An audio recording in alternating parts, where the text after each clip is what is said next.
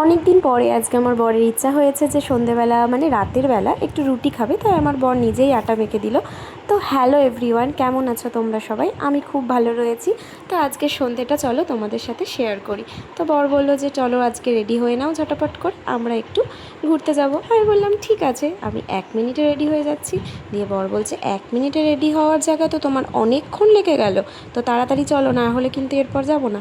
তো যেতে যেতে আমরা পৌঁছে গেলাম স্মার্ট বাজার। দেখতেই পাচ্ছ তোমরা এখানকার এত খাবার আর এত জিনিসপত্র, মানে কোন দিক থেকে যে কোন দিকে চোখ সরাবো সেটাই বুঝতে পারি না, কোনটা ধুয়ে কোনটা নেব। কিন্তু কি করব, লিমিটেড দিতে হবে। তো তাড়াতাড়ি করে বাজার টাজার করে টুকটাক তারপর আমি আমার বর আর বেরিয়ে পড়লাম বাড়ি যাওয়ার উদ্দেশ্যে। এটা হচ্ছে আমাদের কৃষ্ণনগর পৌরসভা মোড়। তখন বাজে রাত 9টা কি 10টা, তখনও এত ভিড়, মানে ভিড়ই কমছে না। আর এটা হচ্ছে আমাদের ঘূর্ণি, যেখানে মাটির পুতুলের জন্য বিখ্যাত। আশা করি তোমরা সবাই জানো, বা এই জায়গাটা যারা যারা চেনো না তারা দেখে নিতে পারো এই জায়গাটা। তো তারপরে আস্তে আস্তে ধীরে ধীরে চলে এলাম বাড়িতে, আর সমস্ত জিনিসপত্র নিয়ে বসে পড়লাম। দেখে বুঝতেই পারছো যে কতটা খুশি আমি।